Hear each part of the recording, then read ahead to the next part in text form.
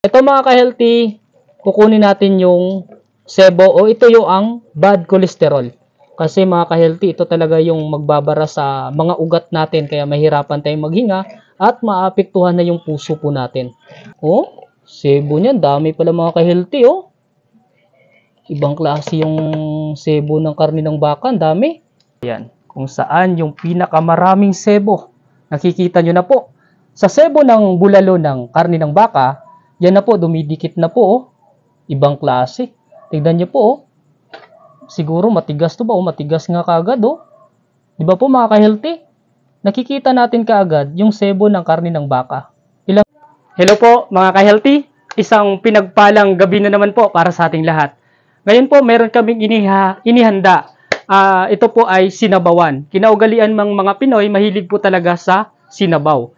At ipapakita namin sa inyo kung ano po yung hinanda namin o niluto po namin. Ito po mga ka-healthy. Charan! Ito naman po ang bulalo, karning baka. Ayan po mga ka-healthy oh. Yan. Medyo mainit-init pa yan. At saka ito naman po mga ka-healthy, ang sinigang na baboy. Ayan mga ka-healthy oh. Sinigang na baboy po ito. At saka ito po ang yellow. Yan. Kaya alamin po natin kung alin po dito o saan dito ang maraming sebo gamit ng yellow. Lalagyan natin ng yellow ngayon mga ka-healthy para malaman natin kung saan ang maraming sebo. Ito po mga ka-healthy, lagay ko na po. Ayan. Tsaka yung isa sa karning bulalo at tsaka yung isa karning sinigang na baboy. Ayan. Yan po mga ka-healthy, iikot-ikutin natin to para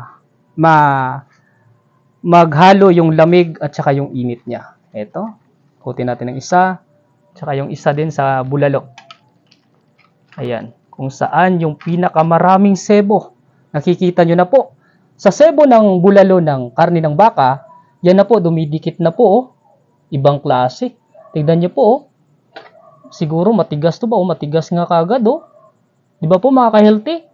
Nakikita natin kaagad yung sebo ng karne ng baka. Ilang seconds lang po yun. Siguro mga 3 seconds, pinaikot natin kaagad. Tsaka yung karne ng baboy naman, ikutin natin ng isa. Ayan, medyo hindi gaano sa sinigang ng baboy. Ito din. Parang mas matindi yung sa ng baboy. Balik ko din to. Ito ngayon mga ka-healthy, ang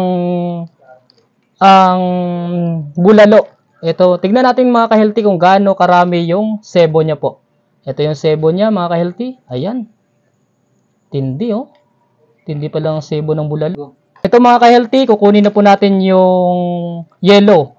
Yan mga ka-healthy oh, sa bulalo. Bulalo po ito ng karne ng baka. Ito mga ka-healthy oh, tignan nyo po. Ito yung sebo ng karne ng baka. Tindi. Tignan nyo mga ka-healthy, ang daming niya oh. Oh, sebo niya, dami pala mga ka-healthy oh. Ibang klase yung sebo ng karne ng baka, ang dami. Kaya mga ka-healthy, mag-ingat tayo lagi sa kinakain natin kasi kaya tayong mga Pinoy, mahilig tayo sa sinabawan. Kumakain tayo sa karinderya, kaya hindi natin alam na kung gaano katindi yung sebo ng karne ng bulalong baka. Ayan po. Dami pa yan mga ka-healthy. Ayan oh, may dikit pa sa kamay ko oh. Tsaka, ngayon po nakita nyo po yung sebo ng baka. Kung gaano karami yan mga ka-healthy oh, nasa gilid pa yan oh. Ayan. Ngayon, ang titignan naman natin mga ka-healthy, yung sinigang ng baboy. Ito yung sinigang na baboy. Yan. Pagpagin ko muna para makuha yung sa baka. Tsaka ito yung sinigang ng baboy, kukunin din natin mga ka-healthy. Ayan. Tapos, tagay natin dito. Pakita ko sa inyo kung gaano karami yung sebo din ng baboy. Yan mga ka-healthy oh.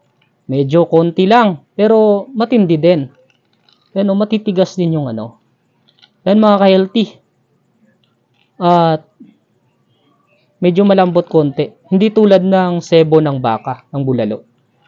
Matindi mga ka-healthy. Kaya guys, tip lang po namin mga ka-healthy.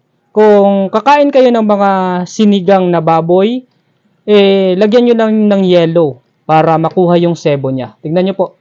Ito po yung sebo ng sinigang na baboy. Yan po. Yan. Gaano ito karami. Kita nyo naman po, hindi pa namin nakuha yan dito sa gilid. At ito yun guys. Ito yun mga ka-healthy. Ito yung sebo ng baboy. Tsaka yung sa sinigang natin na bulalo ng baka, yan din po. Hindi pa natin inubos talaga lahat kasi dyan. Tsaka matigas yung sa karne ng baka sa bulalo. Kaya guys, ulitin po namin sa mga ka-healthy. Lagyan natin ng yellow. Ito pala yung sekreto para makuha yung sebo ng mga kinakain nating mga may sabaw tulad ng bulalo at sinigang na baboy. Kaya mga ka-healthy, try natin ulit na ibalik ito para maubos natin yung sebo ng mga karne natin. Karne ng bulalo na karne ng baboy at sinigang na baboy. Kaya guys, tignan nyo po mamaya. Pagpatuloy natin mga ka-healthy, ikutin din natin ulit. Ayan, para maubos yung sebo ng ating uulamin. Kasi tayong mga Pinoy, mahilig po tayong kumain sa mga karindera, restaurant na may mga sabaw. Yan. Sa mga lahat nating mga kasamahan o tayong mga nagtatrabaho sa mga hardworking. Yung mga sa construction, mahilig talaga yan sila sa sabaw. Ikot pa natin mga ka-healthy para makuha talaga yung 100% o 80% na makukuha nito ang sebo. Ito ulit mga ka-healthy, tignan nyo po, kukunin ko ulit kung gaano karami yung sebo. Yan. Tsaka kunin natin yan mga ka-healthy, kung gaano karami ang sebo ng bulalo ng karni ng baka. Tignan nyo mga ka-healthy, ang dami oh. Yan.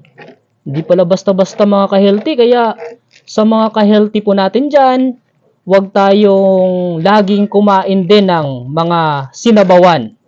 Kasi na mga karne. Kung gusto mo natin kumain, tips lang po namin, lagyan nyo ng yelo muna. Durugin nyo to, tsaka kunin nyo po yung sebo niya. Kaya ganito karami yung sebo ng baka. Tignan nyo po mga ka-healthy, di ba? Ang dami. Tsaka sunod na naman tayo sa sinigang na baboy. Tignan nyo po mga ka-healthy, pati yung radish, pati yung dumikit sa yelo. Kaya tignan nyo mga ka-healthy, ito yung sebo ng sinigang na baboy. Tindi mga ka-healthy oh. Ibang klase talaga. Dami pa rin. Diba mga ka-healthy, tips namin po sa inyo kung paano kunin yung sebo. Pero yung sebo po ng karne ng sinigang na baboy, ganito po karami. Ayan. May medyo pagkalambot siya. Hindi tulad ng sinigang na bulalo. Yan po mga ka-healthy. Balik ko po mga ka-healthy ulit. Ayan. Para maubos natin. Yan. Para 101%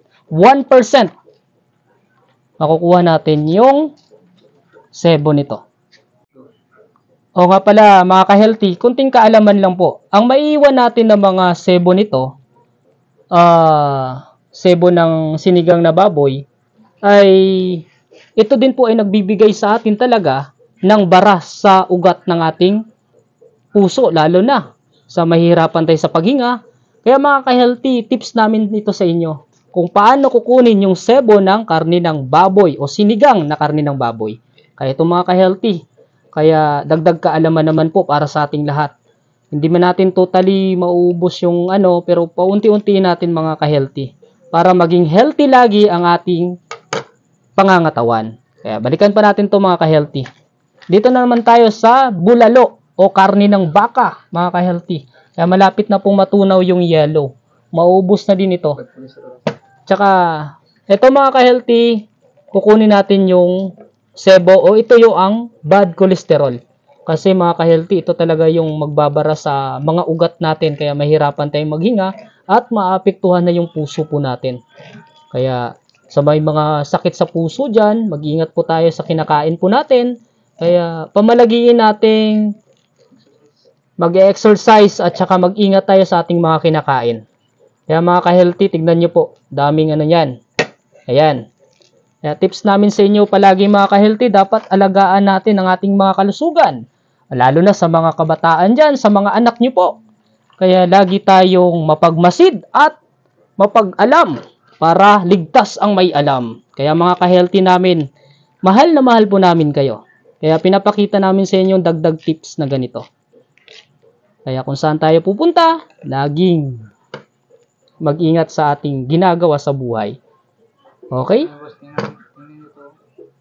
Okay, tignan nyo po ito guys. Gaano karami na yung mga ka-healthy? Gaano karami na makuha namin sa sebong ito? Like natin yan. Tsaka ito yung sa may baka. Tindi oh. Mas matindi yung baka. Kaya ano, kunin ko oh. Tindi oh. Tindi talaga oh. Ito yung bad cholesterol. Meron tayong good cholesterol na makukuha sa iba, yung sa mga tuna, at pag-aralan din natin yan ulit sa susunod. Tsaka ito naman yung sa karne ng sinigang na baboy, bad cholesterol. Yan no? Yellow, may pagka-yellow siya na ano no? Mga ka-healthy, kapag ito yung papasok sa ating katawan o kinakain natin, may iwan po ito sa mga kaugatan natin, sa bituka o sa lahat ng ano, tsaka papasok na naman sa, ito yung sa diretsong salita, ito yung magbabara sa ating puso. Mahihirapan tayo sa paghinga. Kaya ulitin namin mga ka-healthy, dapat kayong mag-ingat sa kinakain natin. Kaya dapat nating laging healthy yung katawan natin. At okay. Laging healthy ang ating pangangatawan. Ingatan natin palagi sa lahat. Kaya dagdag kaalaman mga tips natin mga ka-healthy. Kaya kung hindi po ninyo nagustuhan yung video namin, pakisuyo naman po. I-like, follow, at saka share nyo naman po. Please lang po. At saka, kaya ang sabi ng lolo po natin noon, kung walang knowledge, walang power. Bye-bye!